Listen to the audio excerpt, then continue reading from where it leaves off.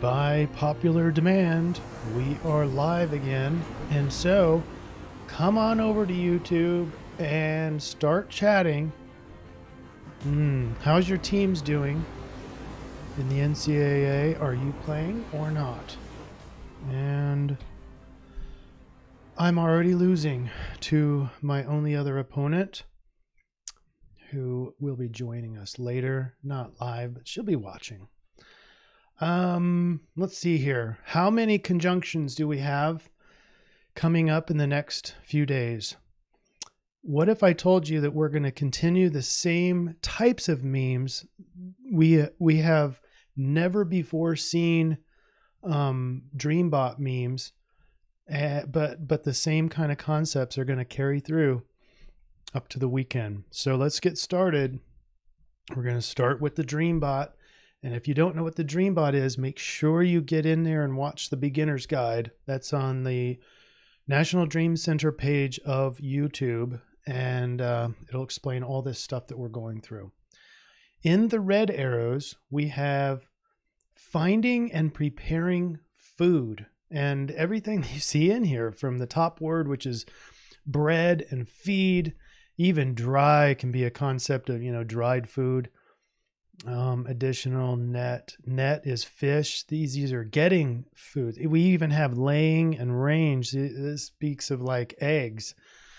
So there's all sorts of getting food and nourishment. All right. And then the blue arrows, completely opposite. It's like going within and deeper meaning. So represent, what does it represent? Emotional. Words are meanings for stuff. Frame, I mean, you indicate, you name it. Indicating, trying to do two things at once. Subconscious is in here. Highlight on that one. Subconscious. Perspective. There is a deeper meaning, and whoa, wait until you see the astrology.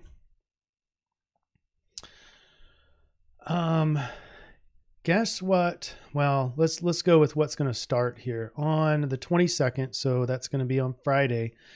This recording is being done on Thursday evening. Square to Pluto, Moon, square, Pluto. These are going to bring up the deeply buried feelings that are now exposed. There's a lot of subconscious material that could be coming up. And things are going to get either confusing, and if you're in a relationship, maybe some power struggles. You may get back into some bad habits and addictions. But that's early on in the morning, on Friday morning, 9:33 a.m. Central Time. This is going to be quickly resolved by Jupiter sextile. Jupiter's very fortunate and relationships are good, great energy. And then furthermore, by a trine even a little bit later in the day with Venus. But the point is, our Dreambot run starts out right here with the deeper meaning. You're going to get deeper meaning with Moon square Pluto. You may not get the meaning, but you're going to get deep. You're going to get these emotions that are going to be exposed. Now, what's happening now is, and this is going to be, happening for a few days, this influence, is Sun conjunct Chiron, and they're both just barely in Aries, tropical Aries. And guess what the experts are calling this particular alignment? Feed the hungry horses. Are you kidding me? I mean, it was so clear in the Dreambot, at least to me, that it was all food related. And that's what we're doing here, but it's not literal. It's not literal feed. Okay. It's not like food. This is the deeper meaning, which is ironic because that's the other bot run hit. This is where Chiron is the most powerful. Chiron being that ice-filled asteroid out there, large enough to apparently have some sort of effect on the collective unconscious, clearly, as we're seeing here. But it's about this warrior. The analogy or the story is that, and again, yeah, those of you who recognize this Mercury retrograde thing is noticing it in my words because I'm having a hard time speaking tonight. Chiron is at its most powerful with the sun, and it's the most pure, authentic. This is the archetypical warrior, but he's hurt and maimed, and he can't heal himself until he starts noticing as he's healing other people, he is also healing himself. And so this whole story bleeds down into the expression of your uniqueness, just being you. Just being you is the strongest that you're going to be. And in doing so, you're going to bring the mana from the other side into the real earth. In other words, feeding the collective with your gift. That's in essence what we're talking about.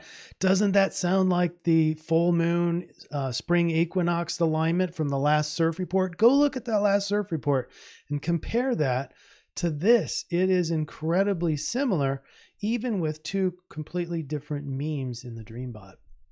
All right, so that makes up Friday. Now, let's get into Saturday. Oh, wait, there's Saturday. There's no different alignments. It's just these two conjunctions right next to each other are coming together. So Saturday, no big changes, but Sunday, so we skip a day, we're going to see a conjunction between Mercury and Neptune at about 1 p.m. And this could be really confusing. Dreaming of the past, confusing thoughts of the past, maybe trying to compare what you're experiencing now, and all you're thinking is like daydreaming of the past, i.e. Mercury in retrograde, coming back to meet Neptune. Neptune being the planet of dreaminess and daydreams and stuff like that. So that's going to confuse your thoughts. That's going to confuse the meaning. But get this, here's the moon has progressed since Friday, and now is in a sextile with Pluto again. So where are we at again? We're at deep emotions, and relationships deepen, and your thoughts deepen, and the reason why you're having problems with addictions, that starts to manifest, and you can have a renewal process right now. Pluto kind of being the destroyer, but also the rebuilder. Okay, so we're rebuilding as well, but from a sense of depth. This is deep, okay, going into this weekend. Now, here's the ironic thing. Now, where do we choose for our solution? How do we get in alignment with the stars? Because the moon's crossing two sidereal zodiacs, so that's kind of out. We have Pluto with the Sagittarius. I'm kind of concerned that with all this depth, that Sagittarius might get a little bit too rambunctious and ignore this depth that we're able to get to. I'm noticing that Sun Chiron is probably the strongest in the Dreambot, and therefore we need to be in Pisces for the next few days. Now, I was arguing with myself on whether or not I should convert over to Aquarius by Sunday to meet this one. But with that level of confusion, I don't think I want to be in my mind. This is where Aquarius normally are, is in the mind, but the thoughts are really confused and they're all about the past. And I don't think it's going to be a good situation. You're welcome to try that, but I'm going to stick with Pisces. So here we go with the suggestions that are coming out tomorrow. In the National Dream Center, we're going to feel your way. The Sun Chiron you saw are going to shine a spotlight on the depths of your soul. This is what you're supposed to be bringing into the world. This is your gift. This is your manna from heaven or from the other side into your life purpose to feed the masses. Feed being, metaphoric.